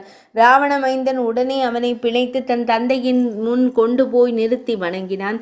முன்னர் தேவர்கள் அளித்த வரத்தின் காரணமாக வாயுபுத்திரனின் மனதில் எவ்வித துன்பமும் உண்டாகவில்லை. தாமரை இதழ் போன்ற விழிகளை கொண்ட ஸ்ரீ ராமபிரானின் நாம அமிர்தத்தை எப்போதும் ஜபிக்கும் மக்கள் தூய்மையான இதயத்தில் விஷ்ணு பக்தி பூண்டு அஞ்ஞானத்தாலும் கர்மாக்களாலும் உண்டான பந்தங்களை உடனடியாக நீக்கி இறைவனின் திருவடியை அடைவார்கள் என்பதில் எந்த ஒரு ஐயமும் இல்லை.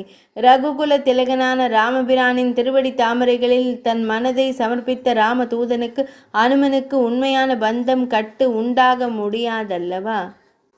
பிறப்பு இறப்பு போன்ற விகாரங்களுடன் பந்தம் தொடர்பு இல்லாதவர்களுக்கு வேறொரு பந்தத்தால் கட்டுக்களால் துன்பம் உண்டாகுமா?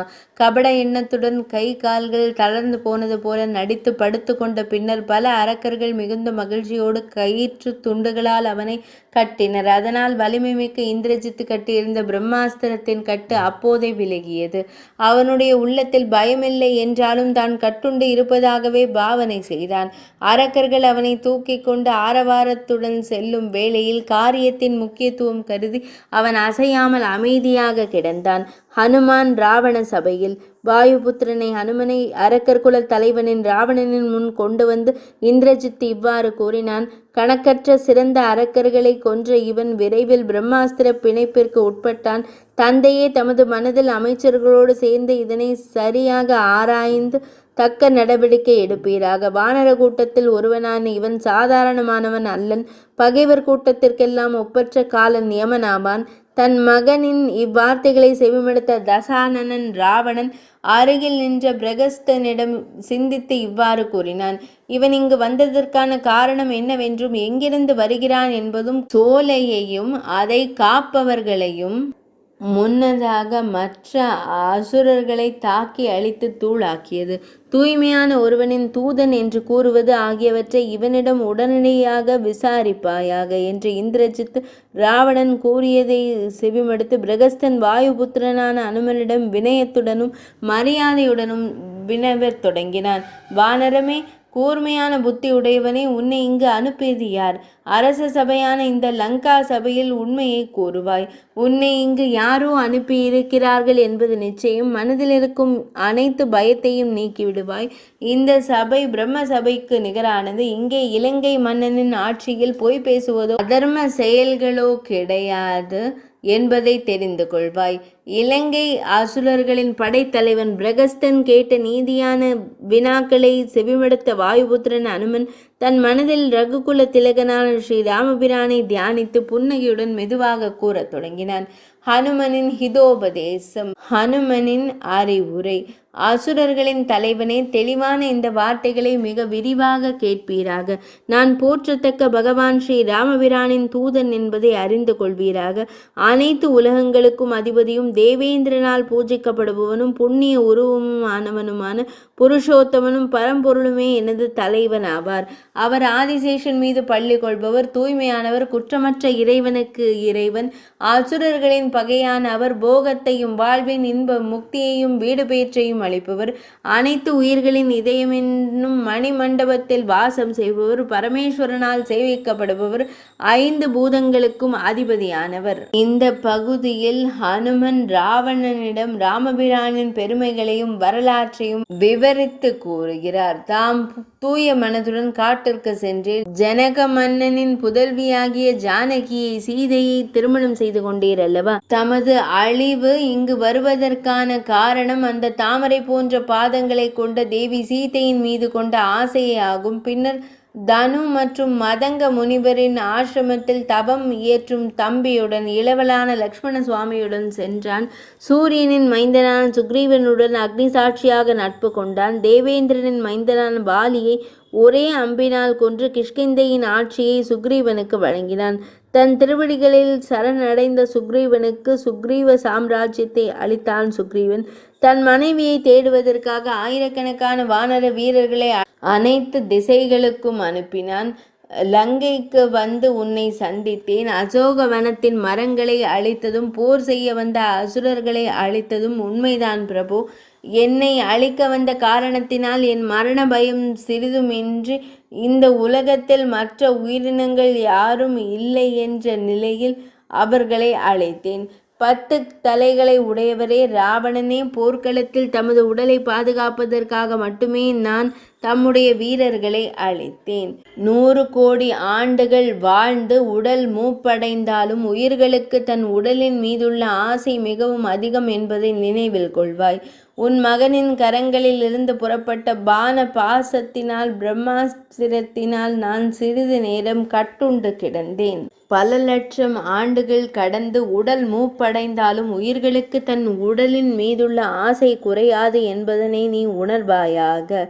உன்னுடைய மகனின் கரங்களிலிருந்து வெளிப்பட்ட பல்வேறு பானங்களினாலும் கயறுகளினாலும் நான் கால் நொடி காலம் கட்டுண்டேன். ஆனால் லக்ஷ்மி தேவிக்கு நிகரான அன்னை சீதா தேவியின் அருளினாலும் என் பிரபுவான ஸ்ரீ ராமபிரானின் பெருமையினாலும் என் உடலுக்கு எந்த துன்பமும் நேரவில்லை. ஆனால் துன்பமும் மரணமும் என்னை சூழ்ந்த வேளையிலும் நான் ஒரு கைதியாகவே இங்கு வந்தடைந்தேன். இதற்கு இந்த நேரத்தில் ஒரு முக்கிய காரணம் இருக்கிறது, கேட்பாய். உனக்கு நன்மையை தரும் அறிவுரையை கூறவே நான் ஆயத்தமாகி வந்தேன். மனதில் அறியாமை மற்றும் தெளிவின்மை உள்ளவர்களின் அஞ்ஞானத்தை சான்றோர்கள் புத்திமான்கள் போக்க வேண்டும். கருணை உள்ளம் படைத்தோருக்கு இதுவே உலகத்தின் சிறந்த தர்மமாகும். அறியாமையில் உள்ளவர்களுக்கு நல்வழி காட்டி உபதேசிப்பதே மோட்சத்திற்கு வழிகாட்டக்கூடியது. இந்த உலகத்தில் இயல்பை மனதால் சிந்தித்து காண்பாய். மோகம் எனும் பெருங்கடலில் நீ மூழ்கி போய்விடாதே. அட 10 தலைகளை கொண்ட ராவணா, உன் மனதில் இருக்கும் அரக்க புத்தியை கைவிட்டு தெய்வீகமான வழியை அடைக்கலமாக பற்றுவாயாக. அதுவே பிறப்பு மற்றும் இறப்பு எனும் பயத்தை போக்கக்கூடியது. அதற்கு மாறான பிற சிந்தனைகள் அனைத்தும் உன்னை இந்த சம்சார பிறவி சுழலிலேயே மூழ்கடித்துவிடும். தூய்மையான பரமாத்ம ஞானத்தை பெற தகுதியான மிகச் சிறந்த பண்புகளுடன் பிறந்தவனல்லவா நீ? எனவே உன் இதயத்தில் இருக்கும் காமம், கோபம், துவேஷம், வெறுப்பு, உலோபம், பேராசை, மோகம் போன்ற தீய குணங்களை அந்த ஞானத்தால் உடனே அகற்றி விடுவாய்.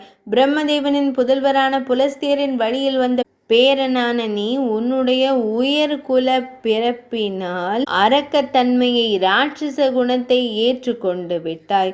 அசுரர்கள், தேவர்கள், மனிதர்கள் என உலகில் உள்ள இந்த வேறுபாடுகளையும் உடலே ஆத்மா என்ற தவறான எண்ணத்தையும் நீ முற்றிலுமாக துறந்து விடுவாய். இயற்கையின் குணங்களுக்கு பயப்பட்டு கட்டுண்டவர்கள் பிராணனையும் உடலையும் ஆன்மா என்று கருதுகிறார்கள். அவர்கள் வேதங்களின் இருப்பிடமானவனும் ஆதியற்றவனும் அறிஞர்கள் நித்தியமானவன் என்றும் உருவமற்றவன் என்றும் அறியும் பரபிரம்மம் அவனே. பிரம்மா, விஷ்ணு, சிவன் போன்றோர்களாலும் அறிய முடியாதவன் அவனே ஆவான். அமிர்தமயமானவனும் பிறப்பற்றவனும் தூய்மையானவனும் ஒப்பற்ற ஆனந்தம் நிறைந்தவனும் பரம்பொருளும் தனித்தவனும் நிகரற்றவனும் அளவிட முடியாதவனும் வெளிப்படையானவனும் கலக்கமற்றவனும் குணங்களை கடந்தவனும் களங்கமற்றவனும் அகங்காரமற்றவனும் தூய்மையானவனும் ஆவான். வேதங்களின் இருப்பிடமானவனும் ஆதியற்றவனும் அறிஞர்கள் நித்தியமானவன் என்றும் உருவமற்றவன் என்றும் அறியும் பரபிரம்மம் அவனே. பிரம்மா, விஷ்ணு, சிவன் போன்றவர்களாலும் அறிய முடியாதவன், வேதாந்தங்களால் அறியப்படுபவனும் அறிவினால் அறியப்படுபவனும் ஆவான். அறிவாய். உலகம் அனைத்தும் மாயாமயமாகும். சச்சிதானந்த மயமானவனும் உண்மை அறிவானவனும் சனாதனனும் என்றென்றும் உள்ளவனும் ஆவான். இந்த அகில உலகமும் நிலையற்றது என்பதனை நீ அறிவாயாக. பிறப்பு, மூப்பு, இறப்பு போன்ற துயரங்கள் நீங்கி பரமபுருஷனாகிய என்னை அறிவதற்காக மாயையற்ற ஆன்மாவை உணர்ந்து தெளிவாயாக. உயர்ந்த கதியை, முக்தியை அடைவதற்கான மேலான உபதேசத்தை நான் உனக்கு கூறுகிறேன். பாராய். எப்போதும் என் கதைகளில் ஆழ்ந்த பக்தியுடன் இருந்தால் மட்டுமே சித்த சுத்தி, மன தூய்மை ஏற்படும் என்பது நிச்சயம். மனதில் உள்ள அழுக்குகளும் அறியாமையும் நீங்கி தூய்மை பெறும்போது தத்துவ ஞானமும் உறுதியாகும். தூய்மையான மனதில் பகவத் தத்துவத்தை குறித்த ஞானமும் பரமானந்த அனுபவமும் கிட்டும். அரக்கர்களின் குலத்தை அளிக்கும் மந்திர எழுத்துக்களான ராம ராம எனும் 2 எழுத்துக்களை எப்போதும் ஜபித்தும் பிற ஆசைகளை கைவிட்டு தினமும் மகிழ்ச்சியுடன் ராமபிரானின் திருவடிகளை தியானிப்பதிலும் உறுதியாய் இருப்பாயாக. குறிப்பு: இது துஞ்சத்து எழுத்தச்சன் எழுதிய மலையாள அத்தியாத்ம ராமாயண நூலில் ஸ்ரீ ராமபிரான் லக்ஷ்மண சுவாமிக்கு ஆன்ம தத்துவங்களை உபதேசிக்கும் ராமகீதை தத்துவ உபதேச பகுதியாகும். அறிவு சிறிதேனும் ஒரு மனிதனுக்கு இருக்குமாகில் ஆகா அதுவே போதுமானது என்பதால் உடனே நீ பயத்தை போக்குவதும் பக்தர்களுக்கு பிரியமானதும் கோடி சூரிய பிரகாசம் கொண்டதுமான பகவான் ஸ்ரீ மகாவிஷ்ணுவின் பாத கமலங்களை போற்றுவாயாக. மதுவை கொன்றவரின் பகவான் ஸ்ரீ மகாவிஷ்ணுவின் இரு பாத தாமரைகளையும் உடனே நீ அறியாமையை அகற்றி பூஜித்து கொண்டிருப்பாயாக. துஷ்ட எண்ணங்களையும் இனி மனதிலிருந்து இரக்கத்தோடு கைவிட்டு வைகுந்த உலகத்தை அடைவதற்கான வழியை காண்பாய். பிறர் தனத்தின் மீதும் மனைவியின் மீதும் ஆசை கொண்டும் தினமும் வீணாக பாவங்களை சேர்த்து கீழ் நோக்கி நரகத்தில் வீழ்ந்து விடாதே. தாமரை இதழ் போன்ற விழிகளை உடையவனும் அகிலத்தின் ஈஸ்வரனும் மாதவனும் நாராயணனும் சரணடைந்தோரிடம் அன்பு கொண்டவனும் பரமபுருஷனும் பரமாத்மாவும் இரண்டற்றவனுமான அத்வைதனை பக்தியுடனும் நம்பிக்கையுடனும் எப்போதும் சேவித்து சரணடைந்தேன் என்று அவனது பாத கமலங்களில் பணிவாயாக. பகை உணர்வை துறந்து சந்தோஷமடைவாயாக. நீ எண்ணற்ற தீமைகளை செய்திருந்தாலும் இப்படிப்பட்ட கருணை வேறு எவருக்குமே இல்லை. ரகுபதியை மனதில் எண்ணினால் அவனுக்கு இந்த பூமியில் இரண்டாவதாக ஒரு பிறவி மறுபிறவி உண்டாகாது. தோழனே, சனகர் முதலான முனிவர்களின் வார்த்தைகளை எண்ணிப்பார். என்னால் கூறப்பட்ட இது உண்மை. பிரம்மதேவர் முதலியோராலும் ஒப்புக்கொள்ளப்பட்டது. அமிர்தத்திற்கு சமமான இந்த வார்த்தைகளை வாயுபுத்திரன் ஹனுமன் கூற கேட்டு தசானனன் ராவணன் மிகுந்த கோபத்துடன் தனது 20 விழிகளிலிருந்தும் தணல் பொறிகள் பறக்க விழிகளை நன்றாக உருட்டி விழித்து பேசினான். எள்ளளவு துண்டுகளாக இவனை வெட்டி நறுக்குங்கள். இப்படிப்பட்ட ஒரு துணிச்சல்காரனை நான் வேறு எங்குமே கண்டதில்லை. என் அருகில் வாள் போன்ற வடிவத்தில் இருந்தது மற்றொரு விலங்கை இப்படி கொல்வார்களா? எந்த ஒரு பயமும் இவனுக்கு புதிதாக காணவில்லையே. பாபியான ஒரு துஷ்டாத்மா இவன். யான் என் காளையான ராமன் என்று கூறுவது? காட்டில் வாழும் சுக்ரீவன் என்பவன் யார்? அவர்களையும் அதன் பின்னர் ஜானகியையும் மதம் பிடித்த துஷ்டனான உன்னையும் கொல்வான். ராவணனின் தசவதனின் இவ்வார்த்தைகளை செவிமடுத்து கோபமடைந்து பற்களை கடித்து வானர தலைவனுமான ஹனுமன் கூறினான், உன் மனதில் தோன்றும் எண்ணம் மிகவும் நல்லது. நீ உன்னை போன்ற 100 1000 அரக்க குல தலைவர்களாய் உருவெடுத்து வந்து ராவணன்கள் அனைவரும் ஒன்று சேர்ந்து எதிர்த்தாலும் நிச்சயமாக என் சிறு விரலுக்கு கூட ஈடாக மாட்டீர்கள். பின்பு நீ என்ன செய்ய முடியும் என்பதை என்னிடம் கல்வனே நீ உணர்வாய். பவனசுதனின் ஹனுமனின் வார்த்தைகளை செவிமடுத்த ராவணனும் அருகில் இருந்தவர்களும் கூறத் தொடங்கினர், இங்கே அரக்கர்கள் யாராவது கரத்தினில் ஆயுதம் ஏந்தி இந்த கள்ளனை போய் கொல்லுங்கள். அப்பொழுது அவர்களில் ஒருவன் அவனை நெருங்கிய போது விபீஷ்ணாழ்வார் மெதுவாக கூறினார், வேண்டாம் வேண்டாம், இது பாவம். தூதனை கொல்வது எந்த அரசனுக்கும் தகுதியல்ல என்று கூறுங்கள். இவ்வாறு நாம் இப்போது வீரத்துடன் கொன்றுவிட்டால் இங்கு நிகழ்ந்ததை ராகவனான ஸ்ரீ ராமபிரான் எப்படி தெரிந்து கொள்வார்? அதனால் இவனுக்கு ஒரு அடையாளத்தை உண்டாக்கி நாம் அனுப்ப வேண்டியது தானே அரச நீதி. அரசே, லங்கா தகனம், இலங்கையை எரித்தல், இதை அவையில் இருந்த 10 தலைகள் கொண்ட ராவணன் செவிமடுத்து அப்படியென்றால் இதனை செய்யுங்கள் என்று கட்டளையிட்டான். வானரர்களுக்கு முகம், கை, கால்கள் அழகு அல்ல, வாள்தான் அவற்றிற்கு அழகு. எனவே அதன் வாளில் துணிகளை சுற்றி நெருப்பூற்றி பின்னரே இதை அவையிலிருந்த 10 தலைகள் கொண்ட ராவணனை கேட்டு அப்படி என்றால் இதனை செய்யுங்கள் என்று கட்டளையிட்டான். வானரர்களுக்கு முகம், கரம், பாதங்கள் அழகு அல்ல, வாள்தான் அவற்றிற்கு அழகு. எனவே அதன் வாளில் துணிகளை சுற்றி நெருப்பு மூட்டி புறப்படுத்துங்கள். இரவில் வந்த திருடன் இவன்தான் என்று அனைவரும் அறியும்படி, எல்லோருக்கும் தெரியும்படி நகரத்தின் அனைத்து திசைகளிலும் இவனை வாத்தியங்கள் முழங்க அழைத்துச் சென்று உரத்த குரலில் கூவி அறிவியுங்கள். இவனை போன்ற குலத்தை கெடுக்கும் தீயவனை தன் கூட்டத்தில் இருந்து வானர கூட்டமே நீக்கிவிடும். எண்ணெய், நெய் போன்றவற்றினால் தோய்க்கப்பட்ட துணிகளால் குரங்கின் அனுமனின் வாளை சுற்றத் தொடங்கினர். ஆனால் அளவிட முடியாத பலமும் பேராற்றலும் கொண்ட அனுமன் தனது வாளின் நீளத்தை பெருக்கிக் கொண்டே சென்றார். அரக்கர்கள் கொண்டு வந்த துணிகள் அனைத்தும் தீர்ந்து போயின. ஆனால் வாள் இன்னும் நீண்டு கொண்டே இருந்தது. அதன் பின்னர் மாளிகைகளில் இருந்த பட்டாடைகளையும் வண்ண துணிகளையும் தேடி கொண்டு வந்து சுற்றினர். அவை அனைத்தும் தீர்ந்த பின்னரும் வாள் மேலும் நீண்டது.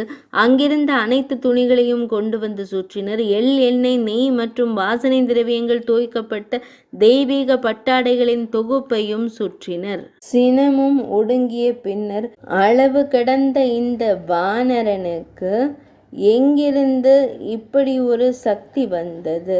இவன் அழிவிற்காகவே வந்தவன் என்று சிலர் எண்ணினர். இங்குள்ள ஆடை மற்றும் துணிகளால் இவனது வாளை சுற்றி கொளுத்தி விடுங்கள், தாமதிக்க வேண்டாம் என்று ராவணன் ஆணையிட்டான். உடனே அரக்கர்கள் அவனது வாள் நுனியில் துணிகளை சுற்றி தீ மூட்டினர். அளப்பரிய பலம் கொண்ட அஞ்சனை மைந்தனை ஹனுமனை அரக்கர்கள் கயிற்றினால் மிக உறுதியாக கட்டினர். இவன் ஒரு கள்ளன், பொய்க்காரன் என்று கூறி ஊர்வலமாக நகரின் தெருக்கள் வழியே அழைத்து சென்றனர். நகரின் மேற்கு வாயிலை அடைந்ததும் வாயுபுத்திரனான அனுமன் தன் உடலை மிக சிறியதாக மாற்றிக்கொண்டான். உடனே அவனை கட்டியிருந்த கயிறுகள் அனைத்தும் தளர்ந்து விழுந்தன. உடனே தனது பிரம்மாண்டமான வடிவத்தை மீண்டும் எடுத்து கயிறு பிணிப்புகளில் இருந்து விடுபட்டு வானில் உயர்ந்தான். நகர கோபுரத்தின் மீது வாயு வேகத்தில் தாவி ஏறியவன் தன்னை பிடித்திருந்த காவலர்களை கொன்றொழித்தான். வானளாவிய உயர்ந்த மாட மாளிகைகள், தங்க கோபுரங்கள் கொண்ட கட்டிடங்கள் ஆகியவற்றின் மீது தாவி தாவி சென்றான். அக்னி பகவானின் மகனான ஹனுமன் தங்கமயமான அரண்மனைகள் அனைத்திலும் தன் வாளில் எரியும் தீயை கொண்டு தீ மூட்டினான்.